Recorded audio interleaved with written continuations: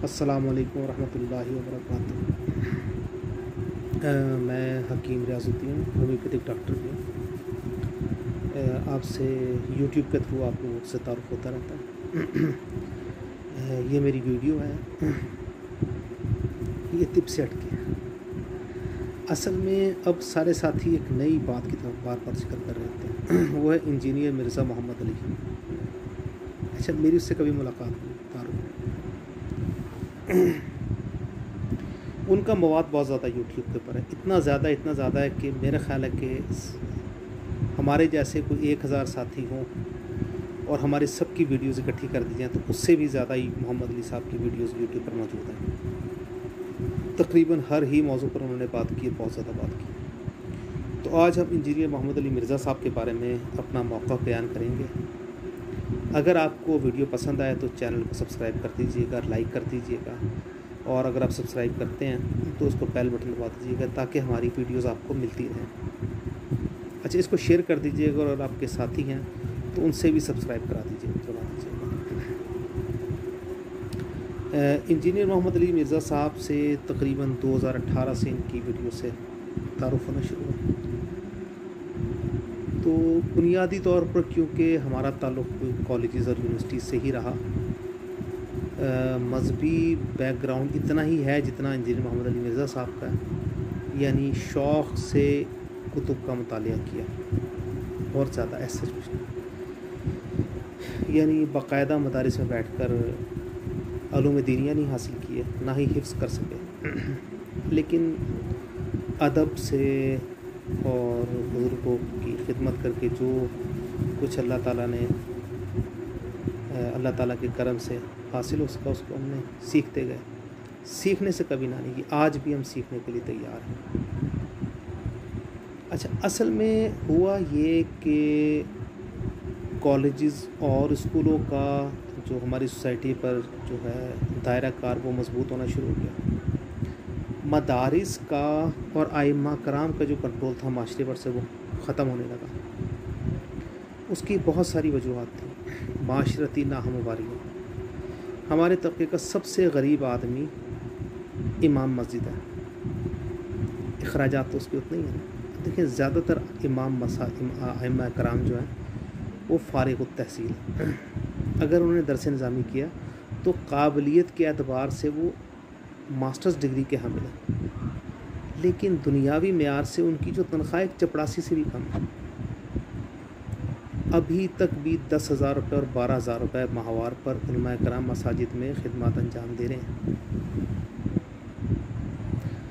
اب اور اس کے باوجود، اتنی کم مشاہرے کے باوجود، وہ مکمل طور پہ تابع ہیں انجمن کے اور کمیٹی اراکین کے۔ اب جو کمیٹی اراکین نے ان سے کہنا ہے، یا جو مسجد کی جو کمیٹی ہے اس کے حساب سے انہیں عمل کرنا پڑے گا، تو ظاہر کلمہ اور حق تو انہیں چھپانا پڑے گا۔ پھر اگر کمیٹی جو ہے اس کے ممبران کسی خاص سیکٹ سے منسلک ہیں تو آپ کو سیکٹ ہی کی بات کرنی پڑے گی، مکمل طور پر اسلام کی بات تو آپ نہیں کریں گے۔ جبکہ ایک جو طالب علم ہے وہ تو کلیکٹیولی پڑھے گا نا، اس کو تو اس سے غرض نہیں ہے کہ امام ابو حنیفہ نے کیا کہا، امام مالک نے کیا کہا، امام شافعی نے کیا کہا، باقی ائمہ کرام نے کیا کہا۔ اس کے لیے تو سوچ بنیادی یہی ہوگی کہ میں جب عشق محبت میں، یعنی عشق محبت ہی میرا اوڑھنا مجھے ہونا ہے، تو میں یہ دیکھوں کہ نبی پاک صلی اللہ علیہ وسلم نے کیا کیا۔ ٹھیک ہے، ادب کی بات وہ دیکھے گا، ادب کی بات پوچھے گا، ادب کی بات ہی سمجھے گا، ادب کی بات ہی اسے چاہیے بھی ہوگی۔ جب ادب ہی اسے چاہیے ہوگا تو پھر وہ مساجد میں جائے گا، وہاں پر ایک بہت ہی گھٹا ہوا اسے ماحول نظر آئے گا، جہاں پہ ائمہ کرام کو بولنے کی اجازت نہیں ہوگی، یا ائمہ کرام اتنے طاقتور ہوں گے کہ بس ان کی مرضی چل رہی ہوگی۔ دو طرح کے گروپ ہیں نا، 5% مساجد ایسی ہیں جن میں ائمہ کرام اور علماء کرام بہت مضبوط ہیں، 95% مساجد میں جو انتظامیہ مسجد ہے عملاً وہی بتاتی ہے کہ جی آپ نے جمعے کا خطبہ کیا دینا ہے، یعنی انسکرپٹڈ بات ہے یہ، یعنی کہ اگر ایک مخصوص فرقے سے متعلق ایک مسجد ہے تو آپ نے اس فرقے کے حساب سے ہی مسجد میں بات کرنی ہے۔ اگر آپ نہیں بات کرتے تو you are not in the mask anymore, پھر آپ وہاں زیادہ عرصے اس جگہ پر نہیں ٹھہر رہے ہوتے ہیں، آپ کو کوئٹ کرنا پڑتا ہے۔ میں فرقہ بندی کے بہت خلاف ہوں، ابتدائی تعلیم دادا جی کے ساتھ رہے، منسلک رہے حضرت حکیم مولانا انیس احمد صدیق کے ساتھ. وہ فاضل دارالعلوم دیوبند تھے، لیکن ان کے ملنے والے جلنے والے زیادہ تر لوگ بریلوی مسلک سے تعلق رکھتے تھے. ان کے زیادہ مشہور جو شاگرد تھے وہ بھی بریلوی مسلک سے تھے. اس کے علاوہ بہت سارے بریلوی پیر تھے، ان کا دادا کے ساتھ بہت زیادہ رہا اور رسم و محبت تھی. تو فاضل دارالعلوم دیوبند ہونے کے باوجود بھی کبھی بھی میں محسوس نہیں ہوا کہ وہ اصل میں مسلک ہے کیا ان کا، دیوبندی ہے یا بریلوی. ہم ان چیزوں سے تھوڑا سا دور رہے. اس کے بعد ایف سی کالج میں چلے گئے. ایف ایس سی میں بھی وہاں پہ جب اسلامی جمعیت طلبہ تھی. آج کا مجھے نہیں پتہ، لیکن اس زمانے میں اسلامی جمعیت طلبہ ایک غیر فرقہ وارانہ جماعت تھی جس میں ہر مسلک کے لوگ موجود تھے. ہاں، یہ تھا کہ ہم اپنا مسلک مسلط نہیں کرتے تھے. اگر کسی کو ساتھی کو نماز پڑھانے کا موقع مل رہا ہے، نماز ہر کوئی پڑھا سکتا تھا، تو یہ دیکھ لیتا تھا کہ میرے پیچھے جو ہیں زیادہ ساتھی بریلوی ہیں یا دیوبندی ہیں یا شیعہ ہیں. تو اگر شیعہ ہوتے تھے تو وہ ہاتھ چھوڑ کے نماز پڑھا لیتے تھے، اور اگر بریلوی ہوتے تو شیعہ امام ہونے کے باوجود بھی وہ ہاتھ باندھ کے نماز پڑھا لیتے تھے. ہمیں کوئی ایسا مسئلہ نہیں. عمومی طور پر کالجز اور طلباء جو یونیورسٹیز کے اسٹوڈنٹس ہوتے ہیں ان میں ہارڈلی ہی ایسا کوئی پریجوڈائز والا ایشو ہوتا ہے کہ ان کو لگے برا کہ لیجیے میں نے بریلوی سے ہاتھ ملا لیا یا دیوبندی سے ہاتھ ملا لیا تو مجھے جناب اپنا ہاتھ ہی کاٹنا پڑے گا. ایسا ایشوز نہیں ہوتے. اب یہ خلا تو پیدا ہونا شروع ہو گیا نا. اب اس خلا کو پورا کرنے کے لیے ایک بندہ سامنے آیا، ہمارا انجینئر محمد علی مرزا. اب انجینئر مرزا محمد علی صاحب کا جو سب سے بڑا ایشو ہے وہ ہے ادب کی کمی. اس کے لیے پنجابی میں بہت سارے محاورے موجود ہیں. تو آپ یہ دیکھیے کہ اگر ادب کے بغیر آپ کچھ بھی کہیں، دیکھیں ایک آدمی ہوتا ہے، اسی عمر کے لوگ ہمیں بہت سارے نظر آتے ہیں. ہمارے گھر میں بھی ایک اسی عمر کا آدمی ہوتا ہے، لیکن ہم اسے اپنے والد صاحب کہہ رہے ہوتے ہیں، والد محترم کہہ رہے ہوتے ہیں. ایک عورت ہوتی ہے، بازار میں بھی نظر آتی ہے، ایک بوڑھی مائی. ہمارے گھر میں بھی ہوتی ہے، لیکن جو ہمارے گھر میں ہوتی ہیں اسے کہتے ہیں والدہ ماجدہ. اچھا، دوسری بات ہوتی ہے کہ کسی کو سمجھنے کے لیے اس کے جوتوں کو اپنے پیروں میں ڈالنا پڑے گا. یعنی ہمیں سمجھنا پڑے گا کہ ایکچولی اصل میں صورتحال ہے کیا. اگر آپ اپنے ہی جوتوں کے حساب سے دوسرے کی صورتحال کو سمجھیے، یہ محاورتاً ایک بات ہے. یعنی جوتوں دوسرے کے جوتے پہننا ایک محاورتاً، یعنی کہ دوسرے کی بات کو گہرائی سے سمجھنا. اگر ہم دوسرے کی بات کو گہرائی سے سمجھ نہیں سکتے تو کیا اس کے بارے میں ہمارا موقف درست ہوگا؟ اشفاق احمد صاحب کو بھی کافی سنا ہم نے، کافی مطالعہ رہا. ہمارے پروفیسر تو نہیں تھے، ہمارے ایف سی کالج میں عبور روبی صاحب تھے اردو ڈپارٹمنٹ میں، اور بہت سارے بہت نامی گرامی اساتذہ کرام تھے. ایک ٹیچر تھے ڈاکٹر طارق عزیز صاحب. اسی طرح انگلش میں ہم تو کیونکہ F S C B S C کر رہے تھے تو انگلش اور اردو کے ساتھ بہت معمولی ساتھ تعلق رہا، لیکن خوش قسمت سے میں ٹیچر بہت عمدہ ملے. ایک ڈاکٹر کمال الدین صاحب تھے، انگلش کے پروفیسر تھے، نابینا تھے. امریکہ سے وہ پی ایچ ڈی کر کے آئے تھے. تو ارلی 90s میں پی ایچ ڈی بہت ہی ریئر، بہت ہی کم تھا، نہ ہونے کے برابر لوگ تھے اسکالرس. تو انہوں نے بھی ہمارے کچھ دماغ کو کھولا، نئی باتیں سکھائی، نئی باتیں سمجھنے کا موقع ملا. تو وہیں سے میں پتہ لگا کہ اگر ہم نے کسی کی سچویشن کو، کسی کی حالت کو سمجھنا ہے تو ہمیں اس کی تکلیف کو، اس کی کیفیت کو سمجھنا پڑے گا. جس طرح اشفاق احمد صاحب کا میں نے ایک ویڈیو کلپ دیکھا، اس میں وہ زاویہ میں بیان کر رہے تھے کہ ہمارے محلے میں خاتون آئی جس کو سب اوباش اور بچلا سمجھ رہے تھے، لیکن جب حقیقت حال سے سب واقف ہوئے تو سب شرمندہ ہو گئے کہ وہ کینسر کی مریضہ تھی اور انتہائی قسم پرسی کی زندگی گزار رہی تھی. اور وہ جو لوگ تھے وہ اس کی مالی امداد کر رہے تھے کسی نہ کسی درجے میں، کیونکہ کوئی اور تو اس کی مالی امداد کرنے کو تیار ہی نہیں تھا، جبکہ بچے بھی چھوٹے چھوٹے تھے. اسی طرح انجینئر مرزا محمد علی صاحب کو کسی اور کے اوپر اپنا موقف لگانے سے پہلے اس کی صورتحال کو سمجھنا پڑے گا. ایک بڑا مشہور کلپ ان کا چل رہا ہے جی، چشتی رسول اللہ والا.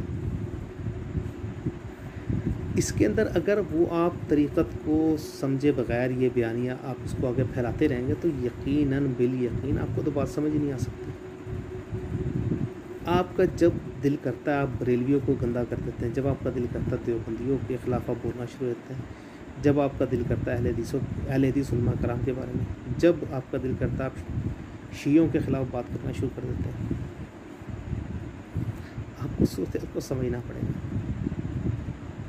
ٹھیک ہے، دیکھیں بہت سارے سچ ہوتے ہیں، ہمیں وہ بولنے بھی چاہیے، لیکن ہر سچ ایسا نہیں ہوتا کہ وہ بولا جائے۔ اور دوسری بات ہے کہ ایک سچ جو ہمیں سچ لگ رہا ہے وہ واقعتاً سچ ہوتا بھی نہیں۔ اب آپ نے تو کہہ دیا نا کہ چشتی رسول اللہ کا کلمہ پڑھواتے ہیں، کیا کبھی آپ نے پوچھا واقعتاً جا کے ان سے سمجھنے کی کوشش کی بات کی؟